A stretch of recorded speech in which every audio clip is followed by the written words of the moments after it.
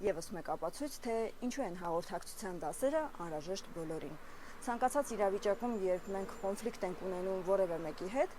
մենք այնքան կոնֆլիկտային իրավիճակ չենք ստեղծում բառերի միջոցով, որքան մեր ժեստերի միջոցով։ Եվ հենց մարմնի շարժումների հասկացությունն է, որ մենք ուսումնասիրում ենք մեր հաղորդակցության դասընթացներին, որոնք անհրաժեշտ են ոչ միայն գործնական բանակցություններում ի ցույց դնելու եւ տվյալ հաղորդակցությունը արդյունավետորեն եւ ի օգուտ սեփական շահի ավարտելու, այլ նաեւ անձնական կյանքում խնդիրները հարթելու համար։ Կանայք ունեն այնպիսի դիրքեր կանգնելու, որ կարող են դիմացինին պարզապես հունից հանել։ Եվ նույնը վերաբերվում է տղամարդկանց։ Կարող են այնպիսի ժեստեր օգտագործել զրուցակցի տվյալ կնոջ հետ խոսելու ընթացքում, որ հիասթափությունը ամենաքիչն է, որ կարող է տվյալ մարդու նկատմամբ ապրել։